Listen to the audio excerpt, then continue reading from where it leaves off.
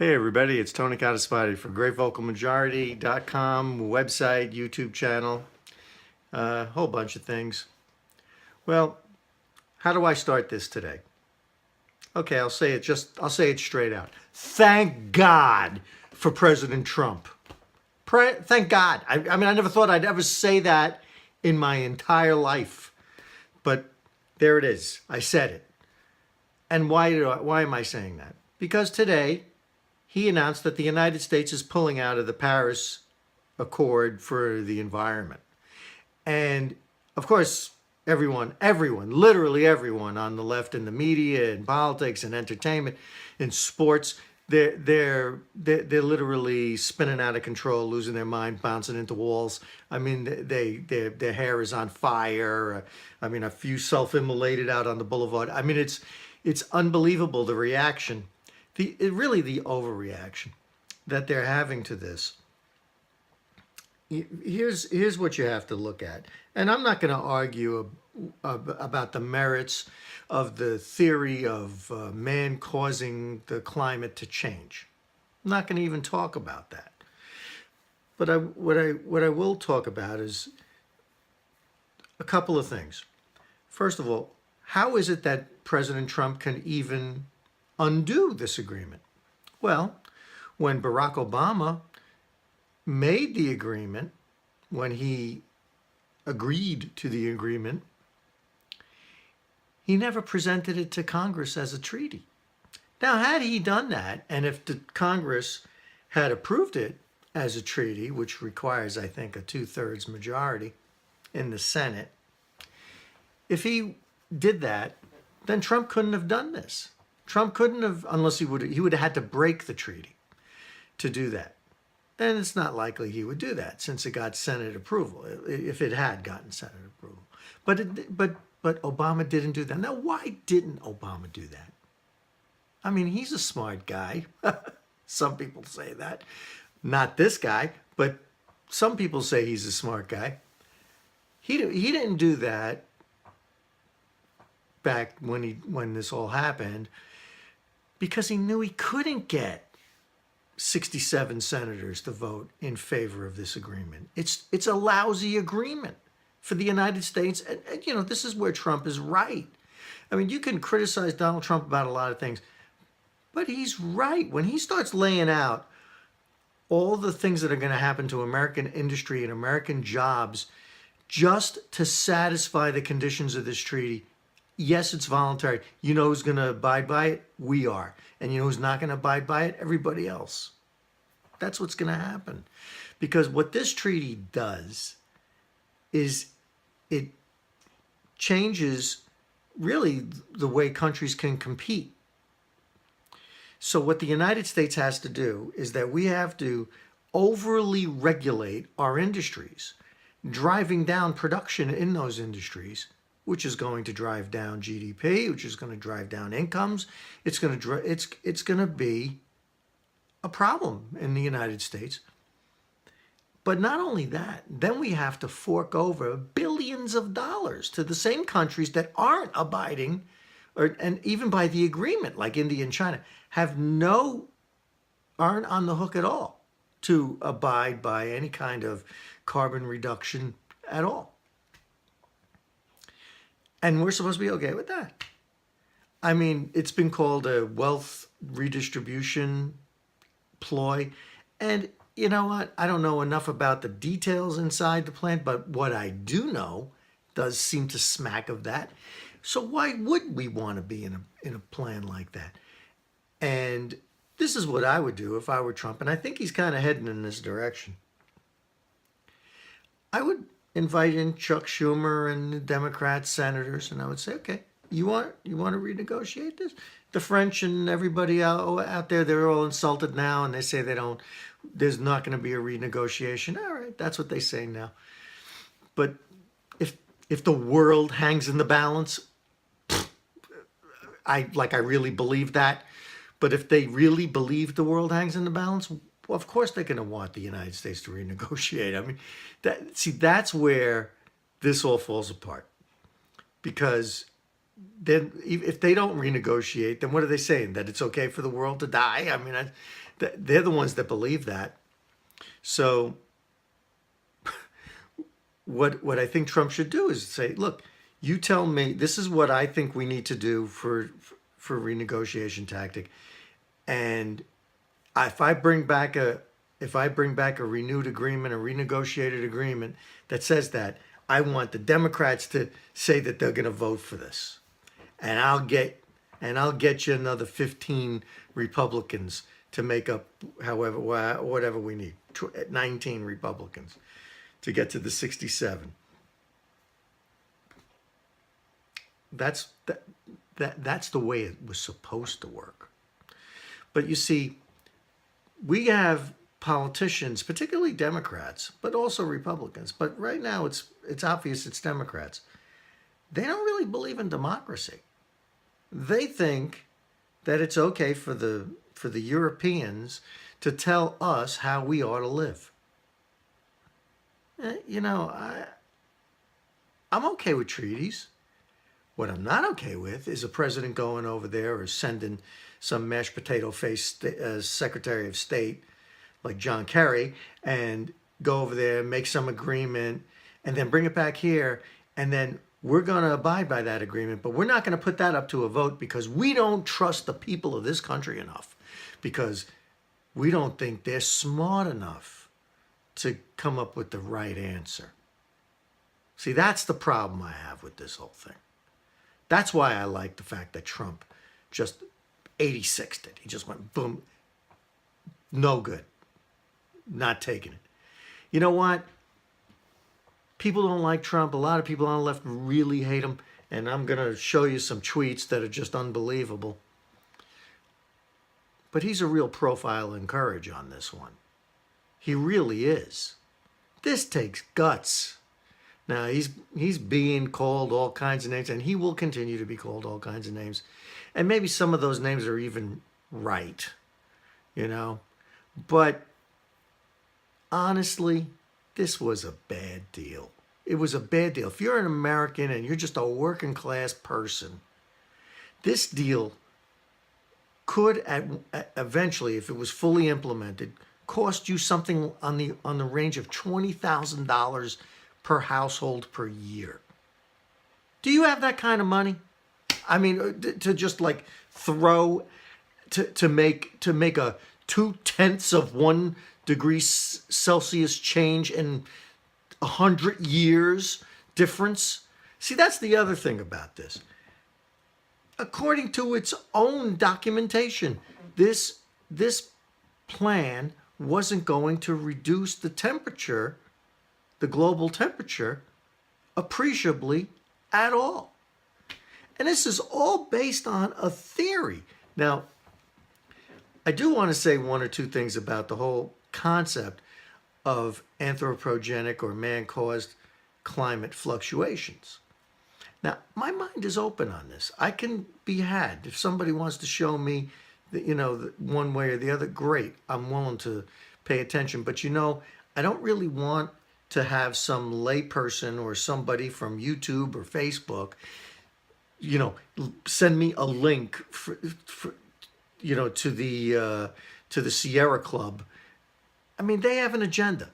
Here's what I would like to see. And here's what we're never going to see, by the way. I want to see, on one side, the foremost scientists who believe that climate change is caused by human beings, right? I want to see the foremost climate scientists. I don't want to see Dr. Michio Kaku, who's an astrophysicist. I don't want to see him. I want to see whoever is the top of the line global warming science person that can articulate that theory, right?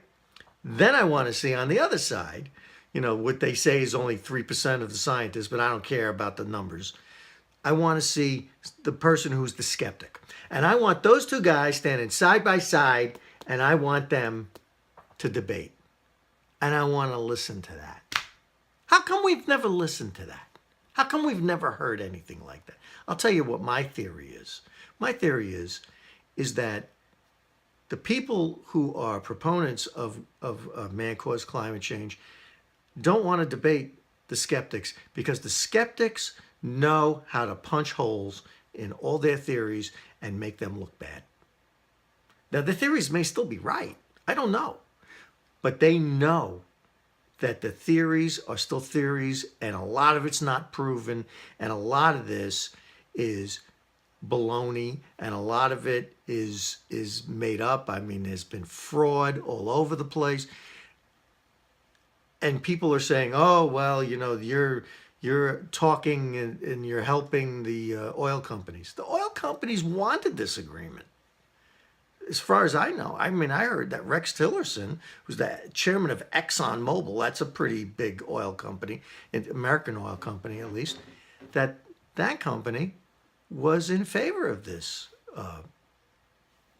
plan. So I don't know if it's totally true that the oil companies were against it. I don't think they necessarily were. I think that I think they all see the lay of the land, and they're politically speaking, and then they try to adapt to it. That's what I think was going on there.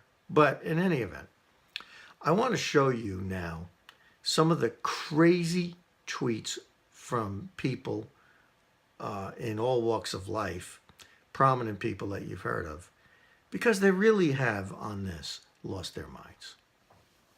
Now, the Twitter storm regarding the Paris Accord has been pretty much as anticipated from the left. I mean, they're just completely bonkers over this.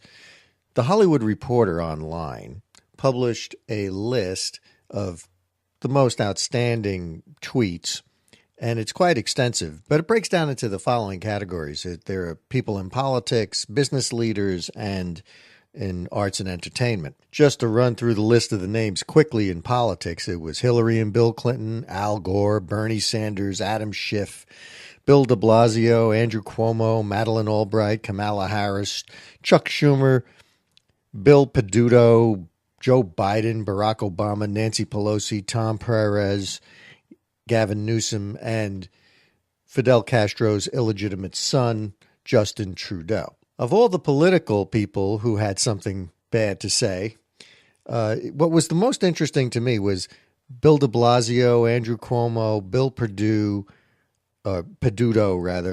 and Gavin Newsom. These are all current office holders in their respective states or cities, and they all pledged that they are going to continue the whatever the restrictions are in the Paris Accord. And that's really great, because now what's going to happen, because those are anti-competitive restrictions, those restrictions are going to make those places, whether it's New York City or Pittsburgh or the state of California, even less competitive than they are now. And jobs will flee, and people will flee, and the tax base will go down. And those places are going to experience the same kind of economic malaise as most of Europe has, that has done the same thing. The people in business, the business leaders that tweeted, were people like Robert Iger of Disney, Tim Cook of Apple, Mark Cuban, the billionaire, Elon Musk of Tesla, Jeffrey Immelt of GE, and I put Scott Kelly in here. He's an astronaut, but I put him in as business. But what's interesting to me about all of this is that Elon Musk is, of course, he's going to be upset, because Elon Musk has a business that basically relies on government funding and subsidies. Of course, he's going to think that. Jeffrey Immelt is the chairman of GE, but Jeffrey Immelt also has a business model that relies on essentially corporate welfare. I mean, so these are the same people that the left decries in terms of the corporate welfare state. But of course they're going to be upset that the government's no longer going to subsidize their environmental investments. On the entertainment and arts side, there were a lot of people, a lot of names that you probably never heard of, and some that you have. And of course, there was, what would an action by Donald Trump be without a comment from Rosie O'Donnell? and she's in there. And of course, never to be outdone in terms of class was George Takei. He had a very interesting tweet, which I think he may want to rethink about that, rethink doing that, something like that. But the other names in here were a lot of names that you've heard before, like Michael Moore and Katy Perry, and of course you can't have anything about the environment said without Leonardo DiCaprio's name being brought in. But there were other people like Bette Midler who insulted the voters for Donald Trump, and there were Montel Williams who was demanding the impeachment of President Trump. But there were others too, like Jason Reitman, Timothy Simons, Chelsea Handler, Cal Penn, Bette Midler, or I think I named her already, John Legend, Jake Fogelnest, Keith Calder, Leslie Headland, Michelle Rodriguez, Josh Gad, R.J. Cutler, David Zucker, and Adam McKay. Let me just say, this is really what is so bad about the left nowadays. There aren't any people that I know that don't believe that the environment needs to be protected, that we need clean air, we need clean water. We need to be good stewards of the environment. We need to have reclamation and restoration and remediation where we have pollution. Everybody believes that. Where people really diverge here is whether or not we should change our standard of living based on a theory that has yet to really be proven. There just doesn't seem to be any tolerance on the one side. These are the people that keep complaining that the Republicans and the conservatives are always out there fear-mongering. In the meantime, they're telling us that if we don't adhere to this particular agreement, that the earth and all of humanity will die. Now, come on. Really? Really will, if it proves to be what we think it is, this will be the day that the United States resigned as the leader of the free world. Well, my immediate reaction is that it's an extraordinary abdication of American leadership. It is a shameful moment for the United States to have unilaterally walked away from an agreement which did not have one other country requiring us to do something. It was a voluntary program.